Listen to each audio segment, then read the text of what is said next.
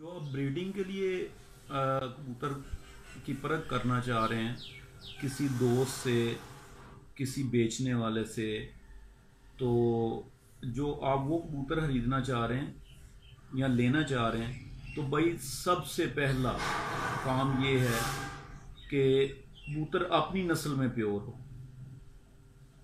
बाज़ औक़ात इस तरह से होता है कि अल्लाह ताला गरीक रहमत करे उस्ताद मियाँ नज़ीर साहब को। वो कहा करते थे कि हम उस कबूतर को जोड़ों में डालते हैं जो कि अपनी नस्ल में खुद प्योर नहीं होता, खुद वो पहले से चूं चूं का मुरब्बा होता है, उसमें कई क्रॉस होते हैं, हम उसको अपने जोड़ों में डाल लेते हैं।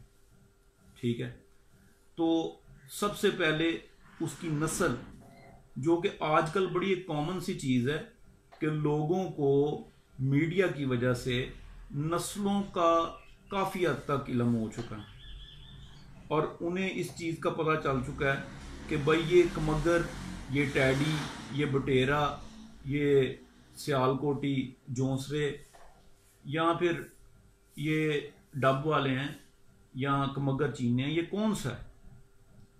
अगर हम अपने लॉफ्ट में, हम अपने ब्रीडिंग पेयर्स में उस कबूतर को लेकर चल रहे हैं कि जो कि ऑलरेडी क्रॉस में है, तो फिर हम आगे उसके बच्चों से किस तरह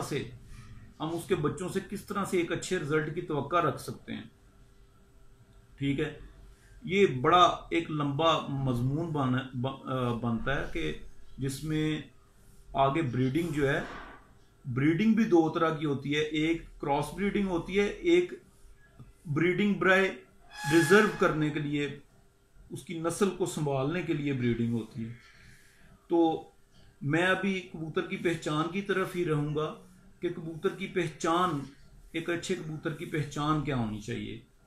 एक आम खिलाड़ी को वो क्या क्या चीज़ें हैं जो कि उसको जहन में रखनी चाहिए कबूतर को देखते वक्त, कबूतर को परखते वक्त, कि उसको पता चल जाए कि ये कबूतर जो है ये मेरे ब्रीडिंग स्टॉक के लिए मौजू रहेगा।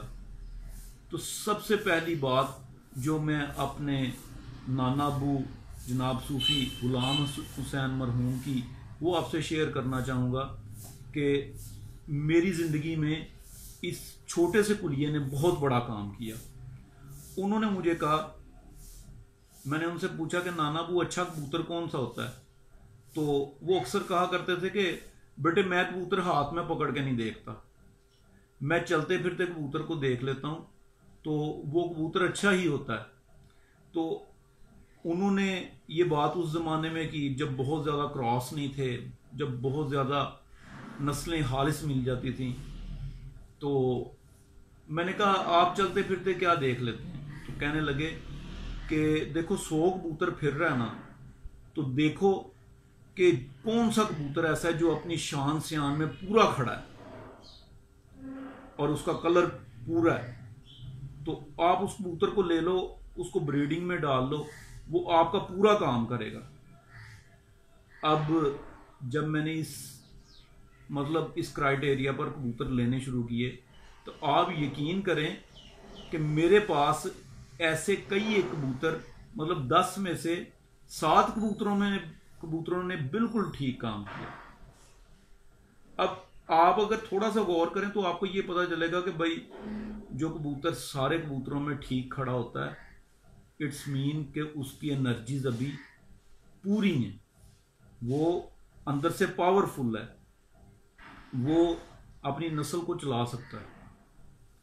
आपने वो एनिमल प्लैनेट पे या डिस्कवरी पे देखा होगा कि एक हर्ड है, हिरन रहते हैं वहां पर, बारहसिंगे रहते हैं या कुछ भी, या शेर रहता है, वो एक पूरा झुंड है शेरों का। तो एक शेरनी बच्चों को जन्म देती है, लेकिन हर बच्चा नस्ल बढ़ाने के लिए चूज नहीं होता। कुदरत ने एक असूल बता दिया है कि जब वो बालग होते हैं तो वो आपस में लड़ते हैं, लड़ के जब उनका सबसे ज्यादा जो उनमें डोमिनेंट मेल होता है वो जोड़ा बनाता है, जो सबको दौड़ा देता है, जो ताकतवर मेल होता है वो जोड़ा बनाता है। तो आप ये देखें कि अरसा दराज गुजर चुका है, कोई शेरों के जोड़े नहीं लगाता, कोई मोरों के जोड़े नहीं लगाता, कोई जंगली कबूतरों के जोड़े नहीं लगाता, लेकिन ये भाई इन ब्रीड नहीं हुए। इनकी आज भी आंख वही है, इनके पंजे वही हैं, इनका कलर वही है। तो हम ये करते हैं कि हमें अगर उस्ताद की तरफ से एक दाना तोड़ पट्ठी का तोहफा मिल गया है या पट्ठा मिल गया है, तो हम उसको साफ करवा के उसका कलर बज़ाहिर बड़ा अच्छा हो जाता है, हम उसको अपने जोड़ों में डाल लेते हैं। बाद में उस्ताद जी को कहते हैं, उस्ताद जी उसके तो बच्चे काम नहीं करते। भाई किस तरह काम करें उसके बच्चे, जबकि वो बेचारा अपनी एनर्जीज में ही पूरा नहीं है। मैं आपको दोबारा से एक चीज ये बताऊं कि एक अच्छा जो कबूतर होता है वो अपने आप में एक घोड़े की मानद, एक रेसर घोड़े की मानद अपने जिस्म में तना होता है। उसमें एक होशमंद कबूतर होता है। एक वो भी आप कबूतर देखते हैं कि आप कबूतर पकड़ रहे हैं लेकिन उसको पता ही नहीं है कि मतलब इस जाल में क्या हलचल मची है। वो एक साइड पे मतलब मस्त होकर बैठा रहता है। तो ऐसे कबूतर को अगर जोड़ों में डाल लिया जाए तो भाई कुदरत तो आपको समझाती है, आप ही नहीं समझना चाहते। अच्छा, अब मैं दूसरा हवाला दूंगा उस्ताद शेख अफजल साहब का, सियालकोट के एक बड़े मुअज़्ज़ज़ उस्ताद हैं। उन्होंने एक बड़ी प्यारी बात की एक दिन। तो वो कहने लगे कि मैं जब फ्री होता हूँ ना, मैं अपने खुड्डे में कुर्सी रख के बैठ जाता हूँ। कमरे के जितने उन्होंने खुड्डे बनाए हुए हैं तो वो मैं कुर्सी रख के बैठ जाता हूँ। मैं एक कबूतर को पकड़ता हूँ, कबूतर को पकड़ के फर्श के साथ छोड़ता हूँ। जो मेरे हाथ से निकलकर फर्श पर चलना फिरना शुरू कर देता है, मैं उसको उसी दिन फारग कर देता हूँ।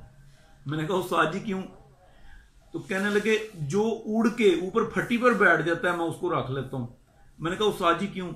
कहने लगे यार जो कबूतर मेरे हाथ से छोड़ के उसमें इतनी हिम्मत नहीं कि वो क्रेटों पर जाकर बैठ जाए, काबकों पर जाकर बैठ जाए, वो मैंने आजमा कर देखा है कि वो ब्रीडिंग में कोई काम नहीं करता। वो फारिग तरीन कबूतर होता है।